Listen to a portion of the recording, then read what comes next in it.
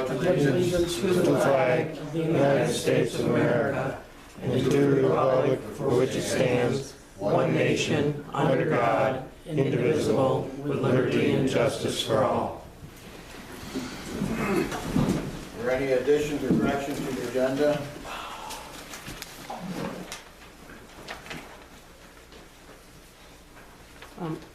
Mr. Bono, Yes. just under public presentation, I Yes. would have a couple of questions. Okay. Thank you.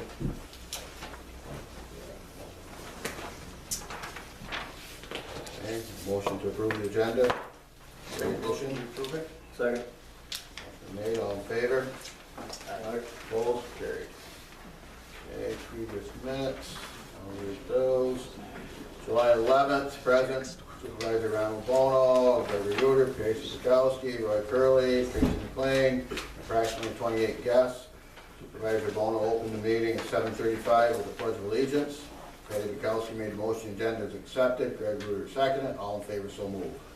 Minutes from June 13th regular meeting, June 26th special meeting were read by Supervisor Bono. Greg Ruder made a motion to accept the minutes as read. Patty Bukowski seconded them. All in favor, so moved. Reports were presented and reviewed by the board. Bills in the general account on $17,554.60. And bills in the highway account in the amount of $23,162.92 for a total of $40,717.52 were audited and approved for payment with a motion made by Patty Bukowski, seconded by Greg Ruder. All in favor, so moved.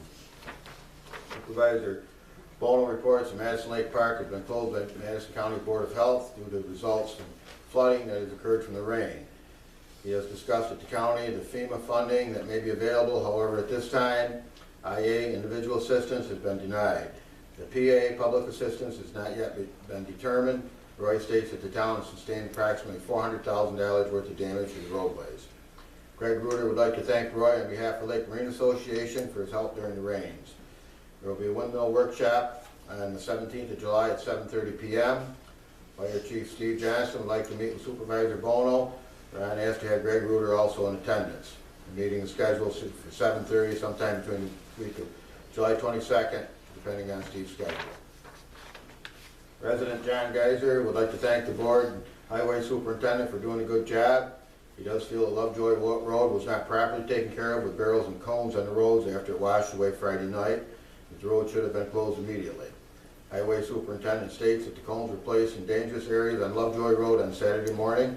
Also, several roads using all town supplies. And the entire county was in a state of emergency, which automatically limits road usage. There's been superintendent meetings at the county where it's been requested that FEMA monies get spent on the disaster supply area to hold extra road supplies, cones, barrels, road cold signs, etc., for just such disasters as what recently occurred. Pam Fuller states she would like it recorded at the public hearing. At the public hearing, there were 155 persons in attendance, not approximately 105.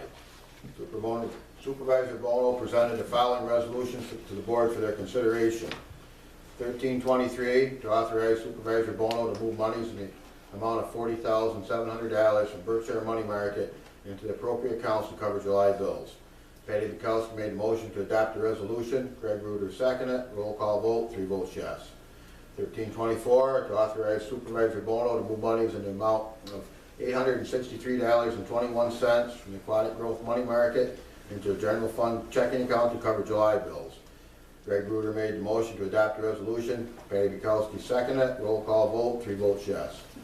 1325, to allow Supervisor Bono to sign the Williamson Law Book Yearly Town Clerk Program contract.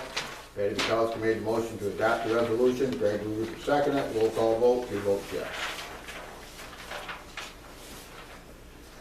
At 8:27 p.m., Patty Bukowski made the motion to enter executive session to discuss personnel. Greg Ruder seconded. At 8:55, Greg Ruder made the motion to end executive session.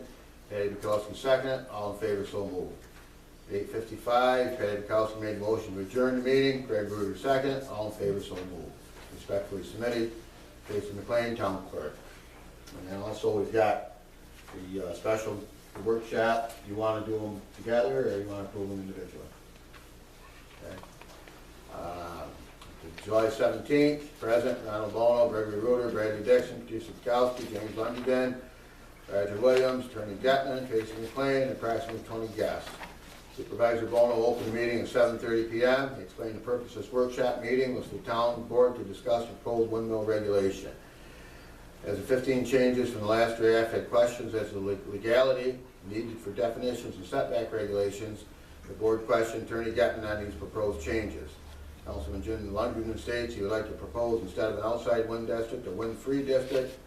Patty Bukowski states that present regulations and population density, there would be no acceptable area for windmills anyway. The board agreed to make the outside wind district a wind-free district. Attorney Getman states also that using the center line of roads would be inappropriate for description of zones. Roger Williams and Patty Bukowski will work together on these changes and hope to have it accomplished by August 1st, and we'll post on the website. At 8:30 p.m., Patty Bukowski made a motion to adjourn. Brad Dixon seconded it. All in favor, so moved. Respectfully submitted, Tracy McLean, Town Clerk. Okay. Are there any corrections to the minutes? Motion approved is presented.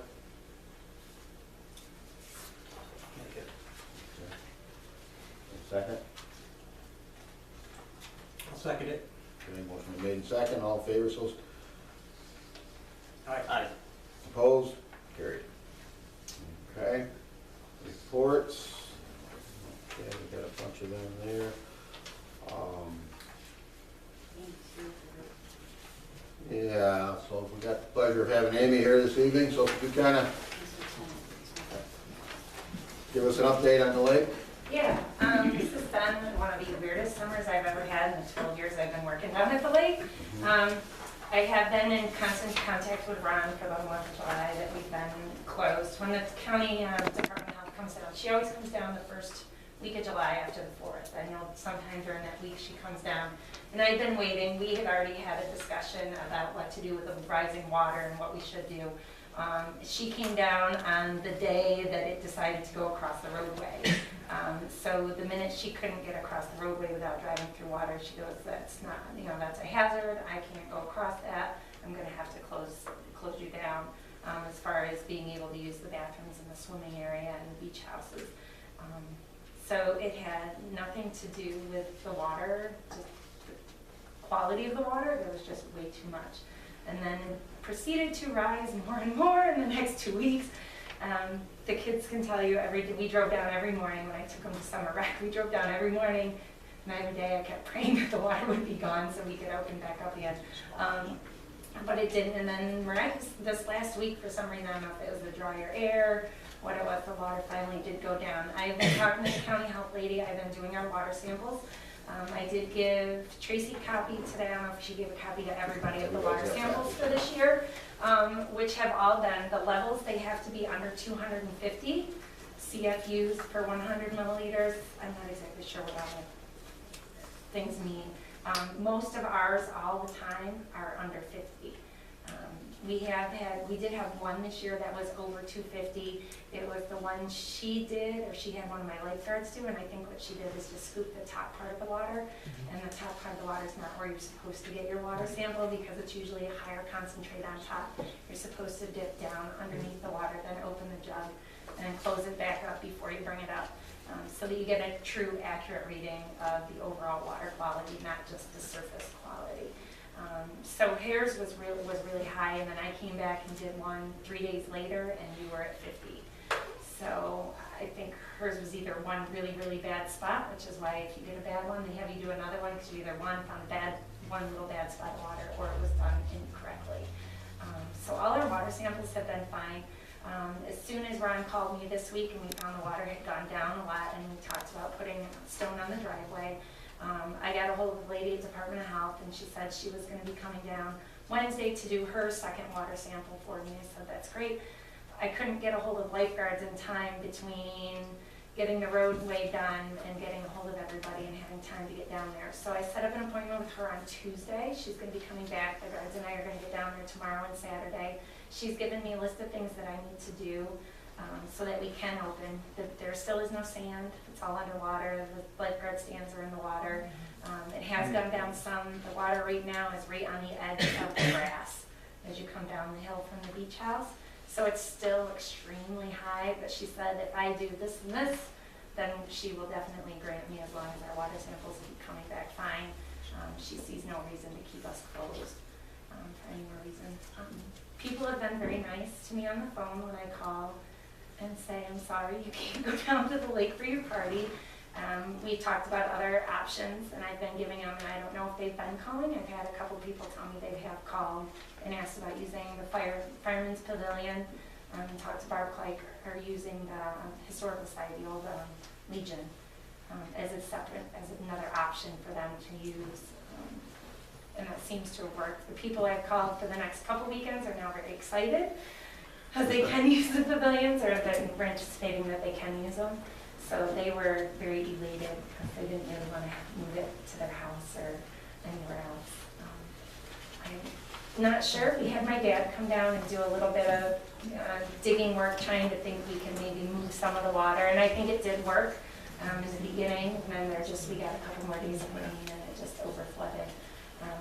My dad is going to be going down and just fixing up. That was part of what he had in the bill. So he'll be going down and fixing up the piles of dirt that he has down there as soon as it dries out enough that he can go across the lawn and not make a huge mess down there.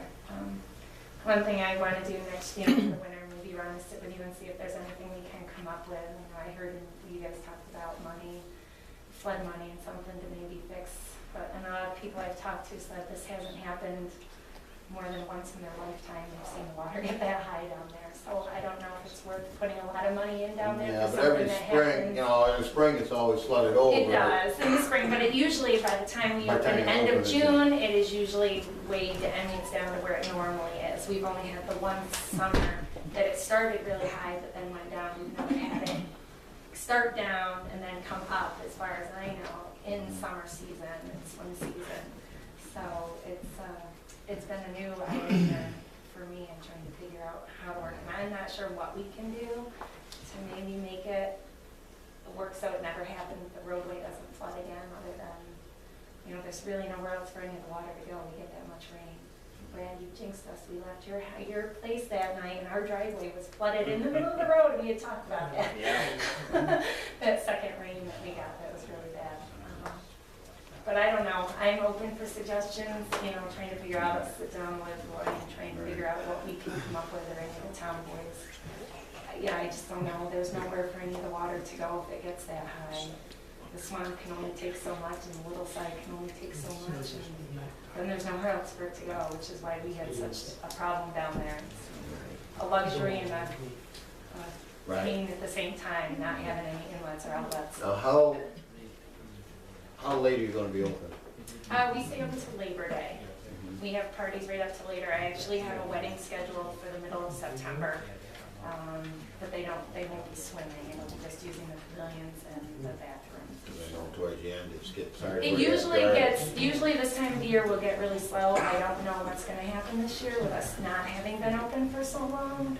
I don't know if we'll still see a lot of people coming down. But you'll have a lot of lifeguards going back to I school? do have some, but I do have a lot of younger ones this year. Yeah, we had a big class that got their certifications this year, and over half of them are still in high school. So I should have plenty of people to work coming up to finish Well, out the that's season. always a challenge. That's always, I know, I'm always looking for young ones. Anybody 15, if nobody's gonna be 15 and wants to be a lifeguard, have them come see me. Because we're always looking. Because once they hit college, it gets to be, you know, something they don't always want to do. But we'll be down there tomorrow and Saturday, cleaning up, breaking seaweed, cleaning up the grass area and the parts that have been underwater, putting all that debris and getting that out of the way and getting the swimming area all set up so we can open next week. Good. Thank you. Any Yeah. questions? Hope we don't get any too much more. Well, that's why I put off kind of calling, and we were gonna do something today, and I'm not calling for rain today, I better wait. And then we didn't get any, and now it'll probably rain all day tomorrow on us, but, oh well. All right. Anybody got any more questions for Amy, or we good? No, thank you very much for coming and giving us that report, we appreciate that. Yeah, not a problem. Okay. Thanks, Amy. Thanks. And your assistant. And my assistant, Got yes. two of them on your Quite the hand. house, yeah. Lovely baby. All right, you ready? Yeah, We'll go I home. did see that. Thank you. Thank you. See. Bye. Diana, would you like to give us a report on the historian? Yeah, sure. I'm going.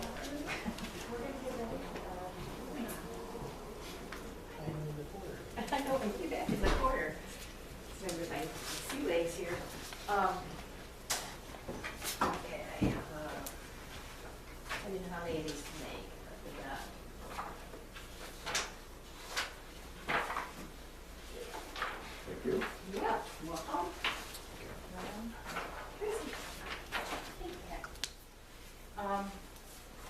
Okay, well, I put in a lot of research time and design and display for Madison County Fair. And it was on Madison Goes Green, so we had a variety of different things like with farms and windmills and different things that we have, even solar, energy. So it's hanging in the hallway here, so if you want to see it, it's an 8-pager that my mother helped me on. It took about 24 hours to do this thing. And then Madison County Historical Society called me, and they asked would I put together Madison doctors, go back and research what doctors there were. And unfortunately, there wasn't a lot of stuff there, but I put a little article, I got desperate, put an article in the paper and said, help the historian. And does anybody remember any doctors out of Madison? And then I had several phone calls, and one was from Dave Buran, who works for Hamilton Hospital, and he had already done research on 6 founding doctors, and one of them was Dr. Carl Ellsworth, who actually had a practice in Madison, and I didn't know that, because he practiced in Waterville when I knew him. And when I was a little girl, and he had the mumps and the measles and the German measles and the hepatitis and all this stuff that went around, he came on house calls. And so his son was interviewed, and his dad had been, at a rest home, a nice rest home for a period of time. And he said, he just never got it out of his system. He went hour after hour on house calls, and he would bring his 2 boys with him, and they put chains to put on the tires in the winter because a lot of the people lived way out in the hills, and some of them didn't even have electricity, and a lot of them didn't have phones. And so he would go, like the mailman, with snow and rain and wind, and the 2 boys went with him to help push the car if it got stuck and shovel it and put the chains on if they needed to. And he said his dad was very dedicated, and even in the rest home, when he'd go to visit his father, he'd find him with a stethoscope, taking people's, heartbeat and making sure, listening to them, making sure that they were okay. So I had a lot to say about the 6 founding. So that's going to be opened in September. I'm not sure the date yet. They haven't let me know, but we'll put out a notice on the website. And you kindly let me. We're going to start using the website. I just haven't had time to do this. But we'll be taking some of the webpage. Then Matt Ertz arranged a meeting with historical societies and museums because I was talking with somebody else who said that some of them are getting together to do a regional type of cooperative thing, like some of the farmers do, a co-op. And instead of everybody having their own event and everybody paying their own advertising and we're trying to get together and say, okay, is this going to interfere with yours, or are you using volunteers this week? Maybe we can use the volunteers that you don't need, because we're all shortchanged. We're having shortage of money. We're feeling a shortage of volunteers and time. And a lot of us, like me, that put all my time in for free for the Shenango Canal Association and the Madison Historical Society, we find we're having a lot of pressures coming on. Everything from painting the building to getting functions going on, and getting people there and doing the advertising, and it's just like it spreads 20% of the people that do 80% of the work too thin. So we're going to have a meeting on the 28th about that. And I got to visit an archaeological dig about the Shenango Canal in Utica. I'm going to pass this around. This is on lot number 3, and I'll get you over to you guys too. I'm sorry it's black and white. And I did it day before yesterday, and it's open to the public until August 15th. And the project director's name is David, and his assistant, I guess you would say, is Christina. And they're from Albany State Museum. And this is something that you won't see again because it's going to be buried and covered over again. But they're expanding the arterial. And because of that, they found 80 different areas along the arterial that had some significance to it that had to be researched. And 6 of them were good enough to do a dig or do some more investigation. And this was the best of the 6. And it's a waste rear that was made back in 1834, and it survived until it was closed in 1878. And it was just the overflow from the lock. When the water's flooded over, when